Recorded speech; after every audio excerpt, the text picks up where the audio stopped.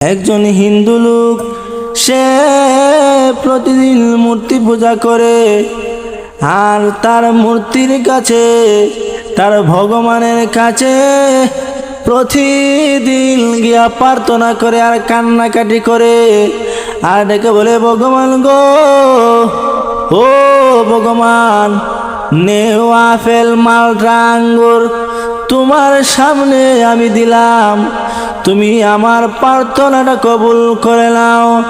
ও ভগবান, তুমি আমার মেয়ের পেটের ব্যথাটা ভালো করে দাও। আমার মেয়ে অনেক দিন হয় পেটের ব্যথায় কান্না করে, কিন্তু গো কত ডাক্তার দেখাইলাম, তাই তোমার কাছে বলি, ভগবান, ও ভগবান, তুমি আমার মেয়ের পেটের ব্যথা ভালো করে দাও, আর নে ওই ফল তোমাকে দিলাম, খাও। ভগবান তো খায়ও না, মাতেও না, মুতেও না, ভগবান কোনো কথা কয় না। শেষ পর্যন্ত রাগ উঠে গেছে কি, মানুষ যখন বেশি কষ্ট করে মুসিবতে পড়ে তখন তার মেজাজ খারাপ হয়ে যায়, কি এটা স্বাভাবিক। এমনি সে একটা হাতের মধ্যে লাঠি নিয়া ভগবানের মাথার মধ্যে একটা বাড়ি দিছে, মাথাটা ফাইটে গেছে।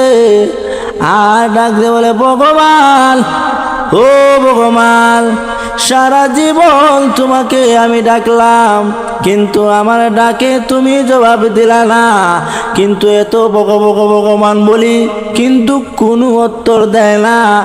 এমনি খুদাকে বাইঙ্গা এবার শেষ করে দিল। ওই লোক এবার বলে, আমার ভগবান তো দেখে এলাম, আমার খুদা এটা কোনো খুদা না, এটা খুদা। এবার যাব মুসলমানের আল্লাহর কাছে। আমি শুনেছি মুসলমানের মাবুদ নাকি সর্বশক্তিমান, মুসলমানের ধর্ম নাকি সঠিক, তাই এবার যাব, তবে এখন না, রাত্রি বেলাতে যাব, গভীর রাত। এবার সে যখন গেল মসজিদের বারিন্দার মধ্যে, কোনো জুতো জানে না, কারণ গভীর রাত, মহান আল্লাহ রহমতের গাড়ি চলে। চক্কা লাগাইতে থাকে আর বলে, আসলে রে কোনো গুনাহগার আল্লাহর দরবারে চাও, আল্লাহ রাব্বুল আলামিন মাফ করে দিবেন। কারণ গভীর রাত আল্লাহ প্রথম আসমানে আইসা ডাকে, বান্দারে, বান্দি রে, কে আছো মুসিবতে, আমি আল্লাহর কাছে চাও, আমি আল্লাহ তোমাদেরকে উদ্ধার করব, আমি আল্লাহর কাছে চাও। দুনিয়ার বাদশার কাছে চাইলে বেজার হয়। রাত্র গভীর রাত 2টা 2:30টার সময় যদি আপনি মুসিবতে পড়ে যান কোনো নেতার কাছে, কোনো অফিস আদালতে, কেউ আপনার ডাকে সাড়া দিবে না, তারা ঘুমিয়ে পড়বে, তারা আপনার ডাকে সাড়া দিবে না। কিন্তু আমার মহান মাবুদ আপনি আমার জন্য আইসা ডাকে, বান্দারে, চারে, আমি আল্লাহর কাছে চা, আমি আল্লাহ খুশি হই আমার বান্দা চাইলে। দুনিয়াতে এমন মানুষ নাই যে চাইলে খুশি হয়, বরঞ্চ সবাই না চাইলে খুশি হয়। আর আল্লাহ বলেন, আমি এমন মাবুদ, আমার কাছে যদি বান্দা চায় আমি আল্লাহ খুশি হই, বেজার হই না, আর যদি না চায় আমি আল্লাহ বেজার হই। এই রহমতের সময়, এই জন্য ভাইরা তাহাজ্জুদের নামাজ পড়বেন, তাহাজ্জুদের নামাজ পড়ে আল্লাহর কাছে চাইবেন, অবশ্যই আমার মহান আল্লাহ আপনাদের ডাক কবুল করবেন। ভাইরা রে, বলতেছিলাম, ওই যে বিধর্মী লোক তার মেয়ের পেটের ব্যথার জন্য কত ডাক্তার কবিরাজ দেখাইলো, কিন্তু তার মেয়ের পেটের ব্যথা ভালো হয় না। শেষ পর্যন্ত তার ভগবানও কোনো কাজের না, তার খুদারে বাইঙ্গা শেষ কইরা এবার মসজিদে যায়। রাত্রে যখন গভীর হয়, গিয়া এবার সেজদায় পড়ে কানলে, প্রভু গো, ও মুসলমানের খোদা, আমার খোদা কোনো খামেন না গো, এটা খোদা। তাই আমি শুনেছি মুসলমানের খোদা নাকি সর্বশ্রেষ্ঠ, সর্বশক্তিমান।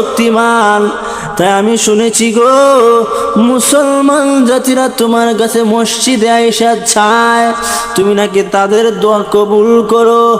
ও মুসলমানের খোদা, আমার খোদা তো কোনো খোদা না। তাই তোমার কাছে আমি হাত উঠাইলাম, আমার মেয়ের পেটের ব্যথা ভালো হয় না, কত ডাক্তার কত কবিরাজ দেখাইলাম, খোদা গো আমার মেয়ের পেটের ব্যথা ভালো করে যাও। যদি আমার মেয়ের পেটের ব্যথাটা যদি ভালো করে দাও, আমি ওয়াদা দিলাম আমি মুসলমান হয়ে যাব, আর বিধর্মী থাকবো না। আল্লাহ বলেন 80 বৎসর যদি কেউ গায়রুল্লাহর পূজা করে, আর 5 মিনিটের জন্য যদি আমি আল্লাহর দরবারে ফিরে আসে, আমি আল্লাহ ফিরে আসতে দেরি হয়, আমি আল্লাহ তাকে আমার রহমতের কুলে উঠাইতে একটা সেকেন্ডও দেরি করি না। আমার নাম হলো আল্লাহ, আমি হলাম রহমান, আমি হলাম দয়ালু। ওই লোক এবার কান্দে কান্দে, এমনি কান্না শুরু করে দিল।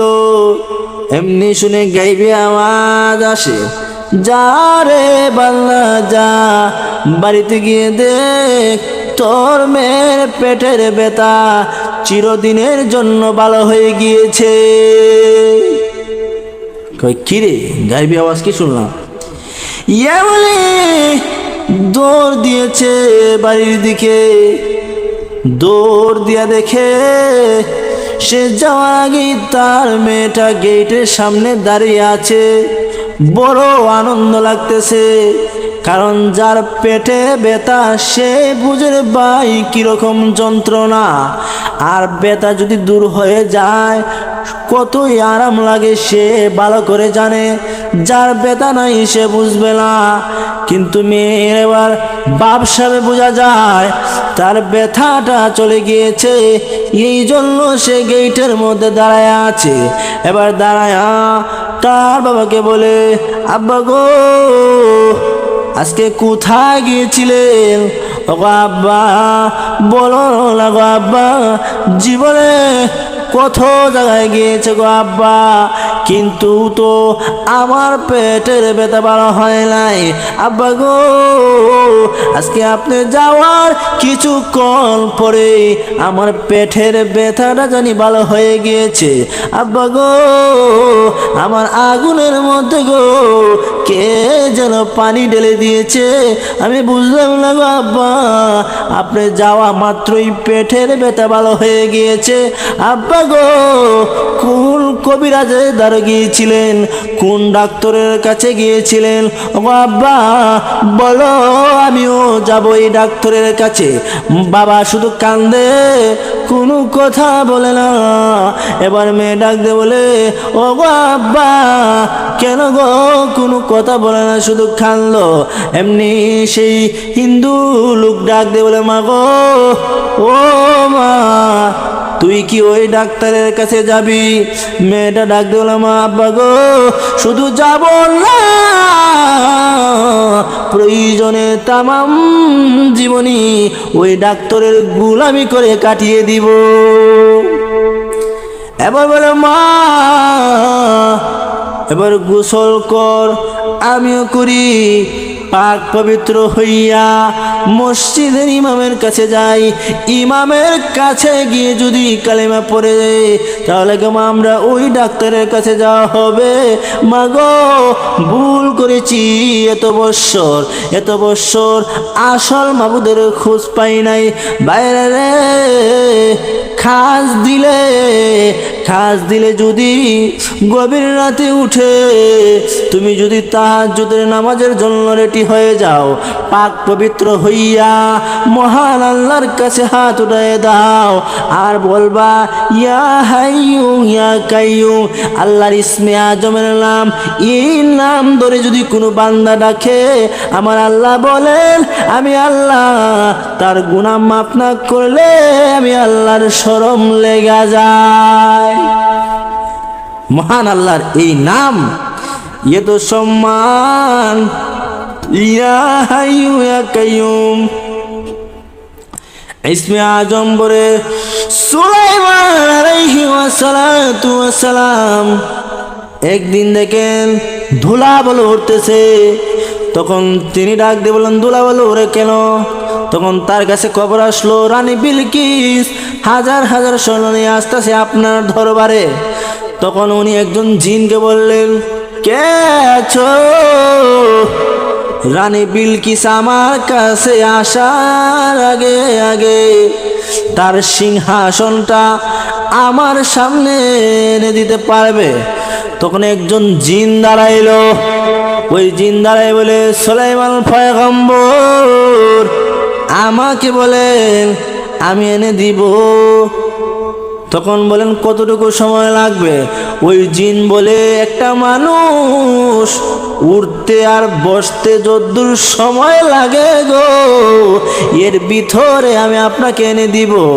এখন একজন মানুষ তখন দাঁড়ায় বলে জিনের মধ্যে দেখে ও সুলাইমান পয়গম্বর ওই জিন বলেছে আপনাকে সে একটা মানুষ উঠতে আর বসতে যদ্দূর সময় লাগে গো, এর ভিতরে আপনাকে এনে দিবে।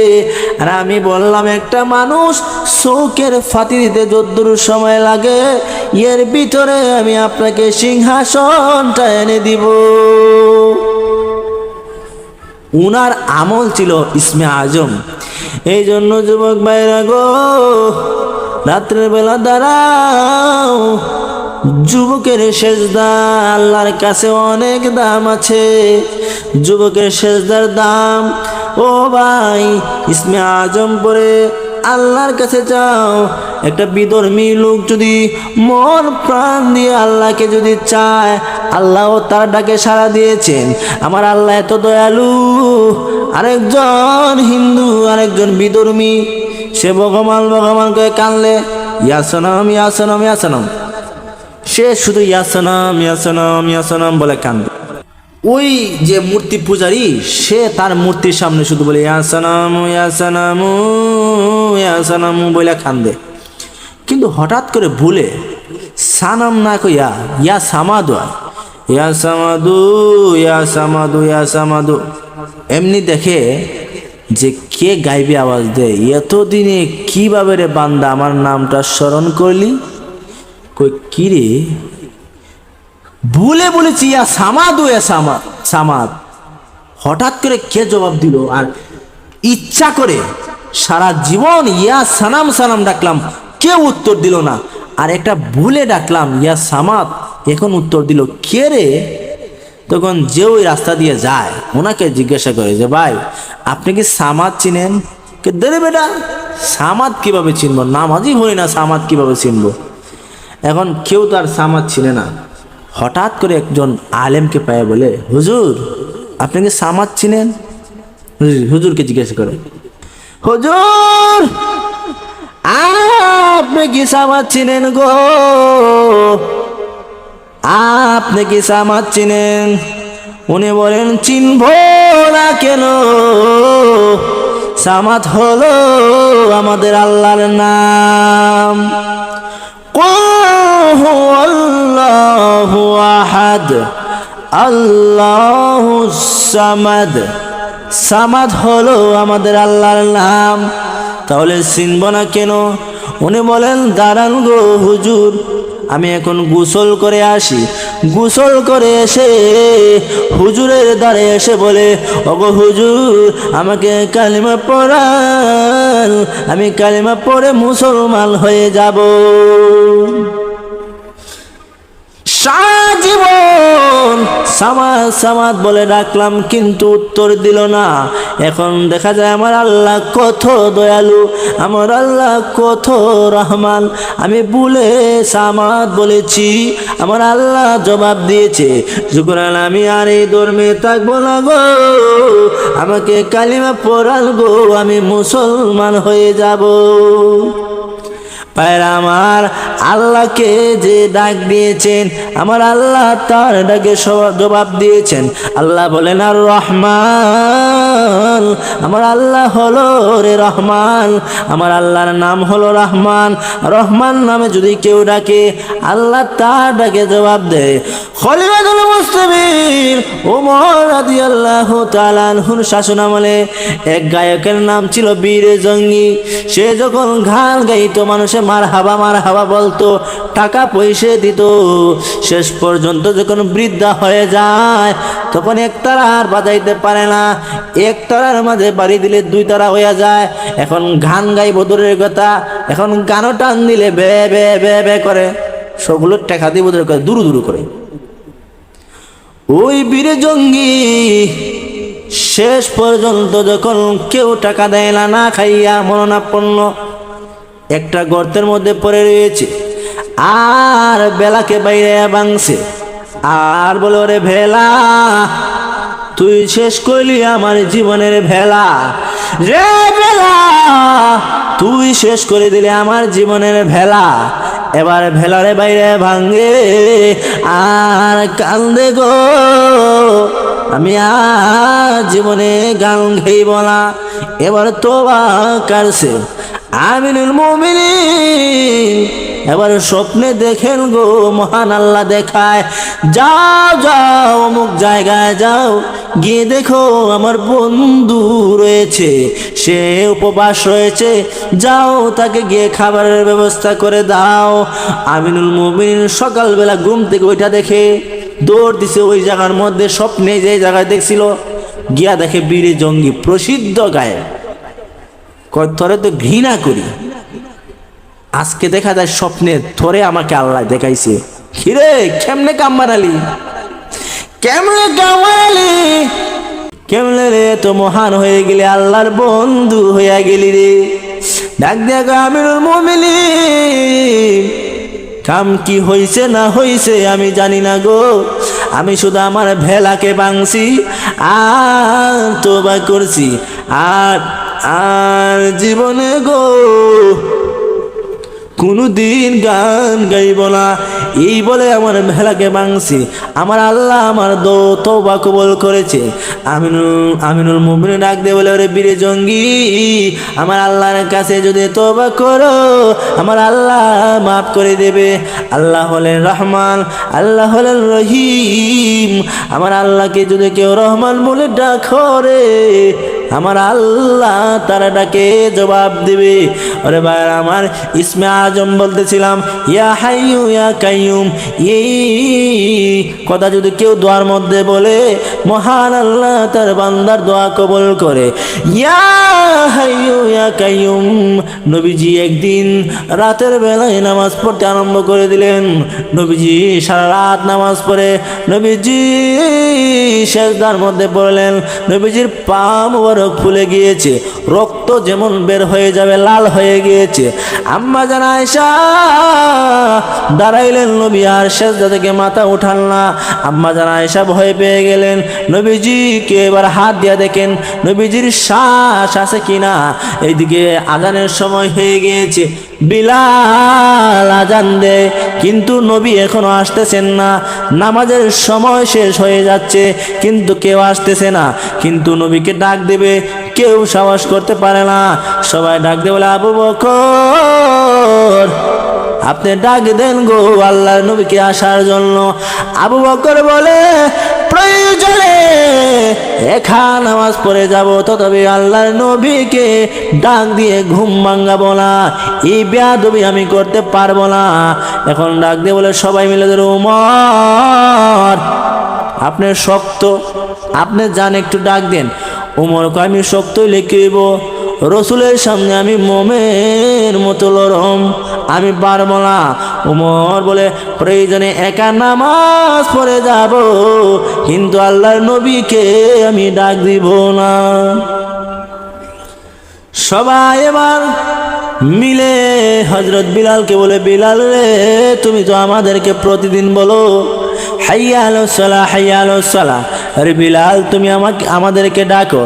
রে বিলাল, আজকে তুমি রসুলকে ডাক দাও। সকলে মিলে যখন ধরলেন বিলাল কিভাবে ডাক দিবেন, বেয়াদবিনী হয়ে যায়।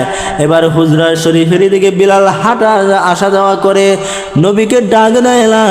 বিলালের মুখ থেকে অজান্তে বের হয়ে গেল, আসসালাতু খায়রুম মিনান নাওম, ঘুম থেকে নামাজ ভালো, ঘুম থেকে নামাজ ভালো। এই কথা হযরত বিলাল বলেন। নবীজি ঘুমান নাই, নবীজি তো সেজদায় পড়ে আল্লাহ দরবারে কানলে। নবীজি কি কানলে? ইয়া হাইয়ু ইয়া কাইয়ুম বলতে নবী কানলে। আম্মা জান আয়েশা বলেন, নবী গো, আমাকে ইসমে আজম শিখান না। নবী বলেন, ও আয়েশা, আমি দোয়ার মধ্যে পড়েছি ইয়া হাইয়ু ইয়া কাইয়ুম, এই কথা কি তুমি শুনেছো? আম্মা জান আয়েশা বলেন, নবী গো, আপনি তো লম্বা সেজদা দিলেন কেন? আল্লাহ রাব্বুল আলামিন আপনাকে তো গুনাহ মাফ করে দিয়েছেন। ও নবীজি, আপনি দেখি সেজদায় পড়ে ইয়া হাইয়ু ইয়া কাইয়ুম বলেন। নবী বলেন, আয়েশা গো, তুমিও তো দেখি এখন থেকে ইসমে আজম শিখে ফেলেছো। আমার উম্মত যদি মহান আল্লাহর দরবারে ইয়া হাইয়ু ইয়া কাইয়ুম বলে ডাকে, আমার আল্লাহ তার দোয়া কবুল না হলে আমার মহান আল্লাহর শরম লেগে যায়। নবীজি ঘুম থেকে উঠেন, নবী তো ঘুমান নাই। নবীজি যখন বাহিরে আসলেন, হযরত বিলাল বলে, ইয়া রাসূলুল্লাহ, ইয়া হাবিবাল্লাহ, আল্লাহর নবী গো, আপনি তো ঘুমান নাই গো নবীজি, আল্লাহর কসম আমি ভাবছিলাম আপনি ঘুমিয়েছেন, এই জন্য গো নবীজি আপনাকে আমি অজান্তে ডাক দিয়েছি। গো নবীজি গো, আপনার চেহারা মোবারকে প্রমাণ করে আপনি ঘুমান নাই, আপনি এখনো সজাগ আছেন। ও নবীজি, আল্লাহ রাব্বুল আলামিন তো আপনাকে মাফ করে দিয়েছেন, তবে গো কেন আপনি তো লম্বা সেজদা দেন? নবী বলেন, বিলাল রে, মহান আল্লাহ আমাকে মাফ করে দিয়েছেন, আমি কি মহান আল্লাহ শুকুর গুজার বান্দা হব না? নবীজি বলেন, বিলাল রে, তুমি এই শব্দ কোথায় থেকে পেলে? হযরত বিলাল বলেন, নবী গো, আমি এমনি হাঁটাহাঁটি করেছিলাম, অজান্তে গো আমার মুখ দিয়ে এই শব্দ বের হয়ে গিয়েছে। এখন থেকে নবী বলেন, বিলাল রে, ফজরের আজানের সময় এখন থেকে এই শব্দ তুমি উচ্চারণ করবা। হযরত বিলাল রাদিয়াল্লাহু তাআলা আনহু ফজরের সময় আসসালাতু খায়রুম মিনান নাওম বলতেন। বাইরে বলতেছিলাম, ইসমে আজম হলো মহান আল্লাহর গুণবাচক নাম। নবীজিও ইসমে আজম পরে সেজদায় পড়ে ডাকতেন, ও বাইরা, নামাজ পড়ো রে, রোজা রাখো। ও যুবক ভাইরা, যুবক অবস্থায় যদি আল্লাহর কাছে একটা সেজদা দাও, এই সেজদার দাম আছে। যুবক অবস্থায় সবাই টানে, যুবক অবস্থায় সব দলের লোকে টানে, আওয়ামী লীগও টানে, বিএনপিও টানে, জাতীয় পার্টি টানে, এমন কি শয়তানও তোমারে টানে। সবাই টানে রে ভাই, কিন্তু বৃদ্ধা হয়ে গেলে কেউ আর টানে না। এখন সবাই দুরু দুরু দুরু দুরু করে, এখন ঘরে বৈশা বেশি মাতে, বেশি বেশি কথা কয়। এখন সবাই মিলা কয়, বুড়ারে লাগি থাকতে পারতাম না, যাও বুড়া মসজিদে যাও, গিয়া এবার 5 বার আজান দিবাই আর 3 বার খাইবার কোনো মাত নাই। এবার মসজিদে গিয়েও ইমাম সাহেবের দ্বারা গিয়া বকর বকর করে, কই ইমাম সাহেব কই? ইমাম সাহেব 5 বার খাইব, 7 বার নামাজ পড়বো, কই ইমাম সাহেব কই? মসজিদের মুয়াজ্জিনের টুকে, ইমাম সাহেবের টুকে, কই ইমাম সাহেবরে কয় মাসের মাস কিল লাগে বাড়ি যাওয়া লাগে, কারণ উনি তো বুড়া মানুষ, ওনার বাড়ি যাওয়া লাগে না। সবার কাছে দাম চলে যায়, কেউ দাম দেয় না, সবার কাছে অবহেলার পাত্র হয়ে যায়। কিন্তু আমার আল্লাহ বলেন, বান্দারে তুমি যখন যৌবন বেলায় যৌবনের সময় আমি আল্লাহকে সেজদা দাও, আমি আল্লাহকে দেখো, আমি আল্লাহ তোমার ডাকে সাড়া দিব।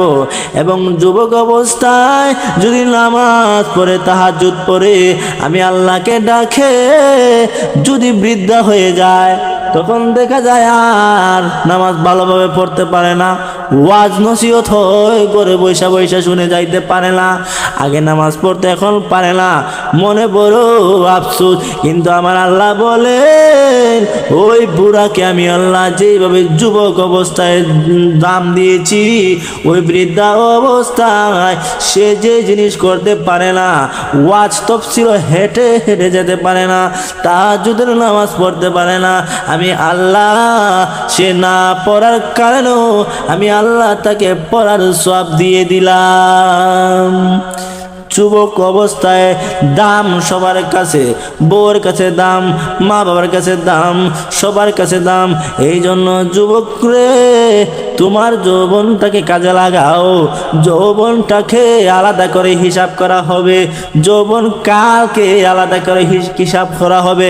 এ ভাই, মানুষের কাল আছে কয়েকটা রে ভাই।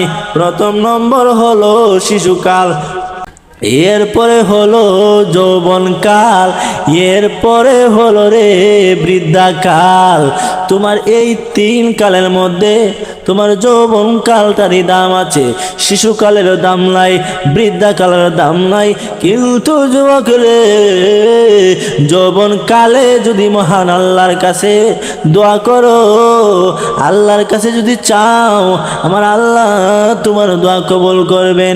এ এখনো সময় আছে, তুমি নামাজ পড়ে রোজা রাখো।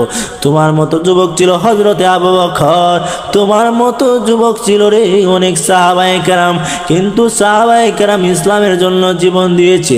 আরে যুবক, তুমি এখন গান বাজনা, মেয়েদের পিছন, নর্তকী উলঙ্গি ছেড়ে দাও, আল্লাহর পথে চলে আসো। যুবক অবস্থার মূল্যটা বুঝবাই। আজকে তুমি বুঝো না তোমার যৌবন আছে, তুমি কি ভাবছো দুনিয়াটা কি বেহুদা, এমনিতে দুনিয়াতে এসেছো? না না, দুনিয়াতে একটা উদ্দেশ্য আছে। আফা হাসিবতুম আন্নামা খলাকনাকুম আবাসা, দুনিয়াটা কি এমনি ভাবছো আবাসা, এমনি অনার্থক কি ভাবছো রে বান্দা?